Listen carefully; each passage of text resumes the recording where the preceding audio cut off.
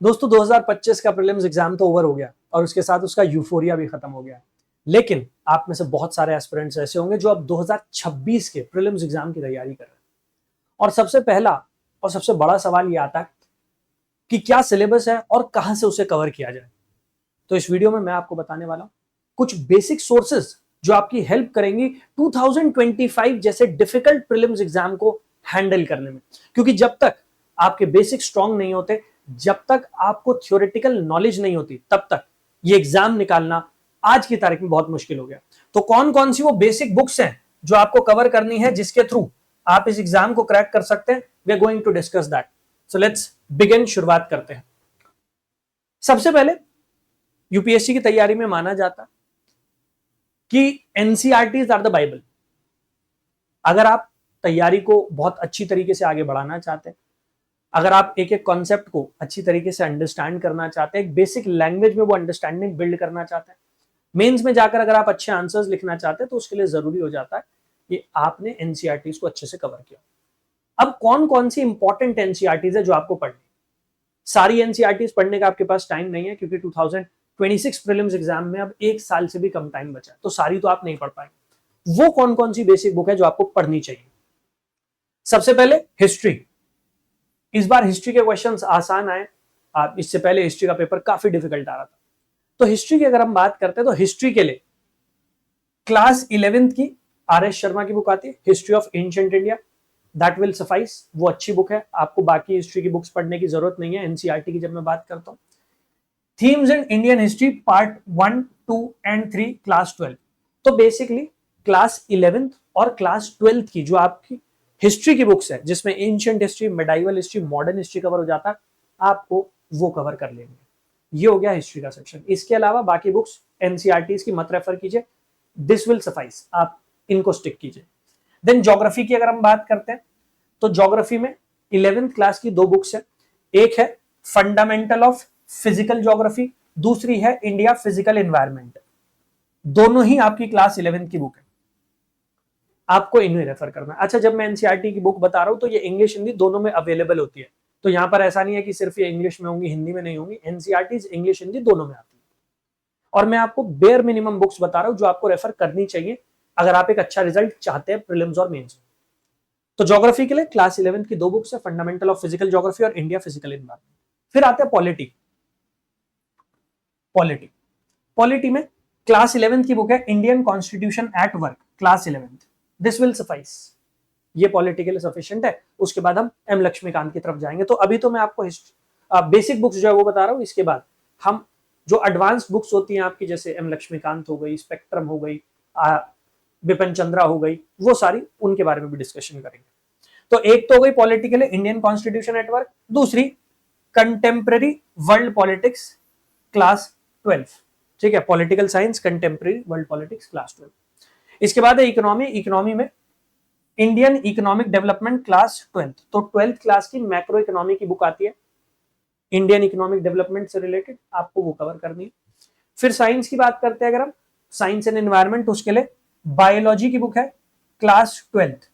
और इसके भी रेलिवेंट चैप्टर है, पीछे वाले जो चैप्टर है वो ज्यादा रेलिवेंट है, आपको उतना कवर करना है, तो सारी तो नहीं पढ़नी है वो।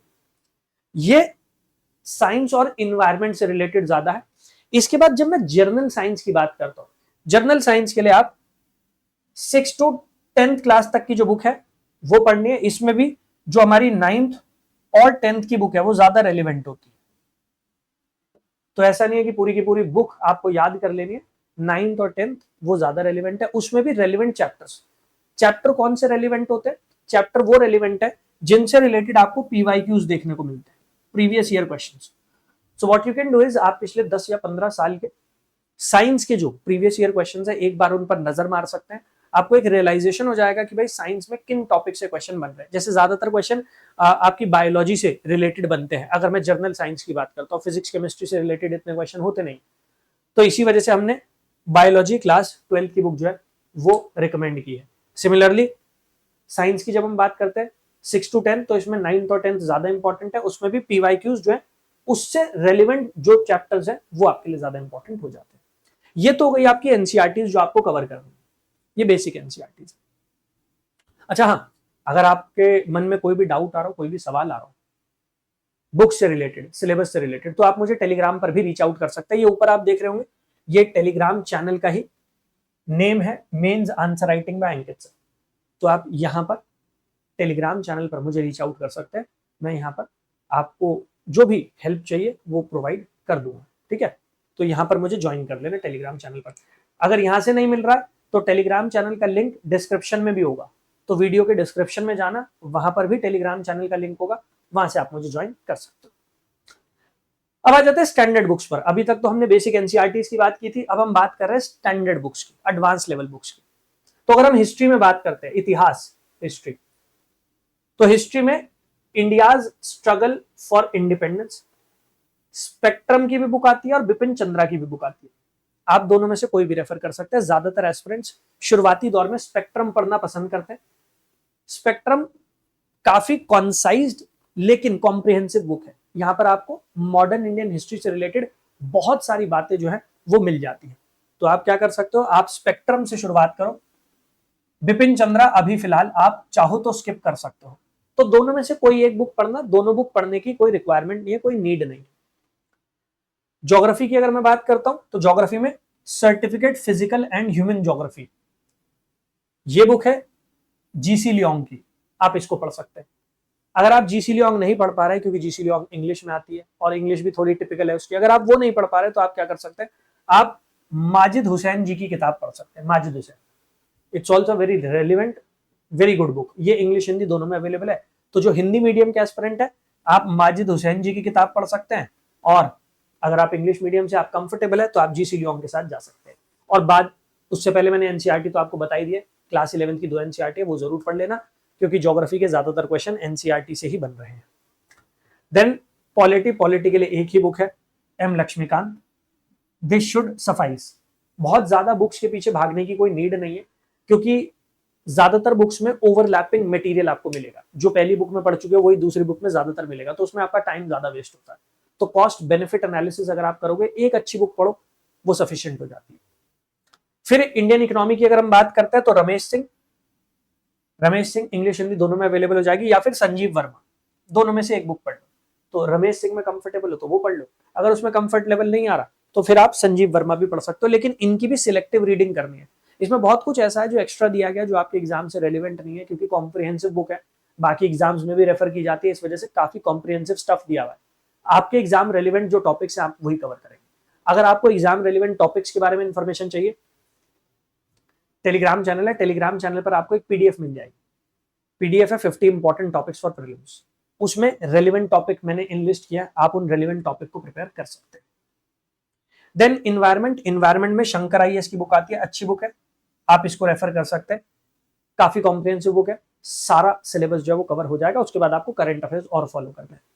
देन जनरल साइंस के लिए एनसीईआरटीज ही हैं आपकी 6 to 12 क्लास तक की, जो मैंने आपको पहले ही बता दिया।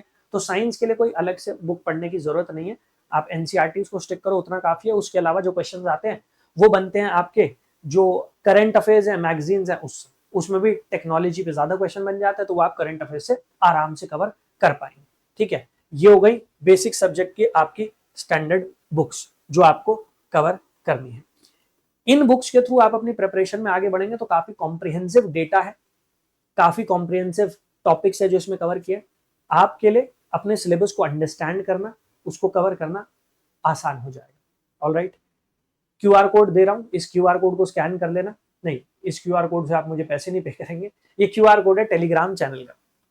तो जो मैं टेलीग्राम चैनल आपको बता रहा था, mains answer writing by Ankit sir, उसे ज्वाइन करना है तो इस क्यूआर कोड का इस्तेमाल करके आप ज्वाइन कर सकते हैं। इसके साथ साथ अगर आप हमारे पेड बैचेस में हमारे साथ जुड़ना चाहते हैं तो उसके लिए नंबर है, इस नंबर पर आप एक व्हाट्सएप ड्रॉप कर सकते हैं।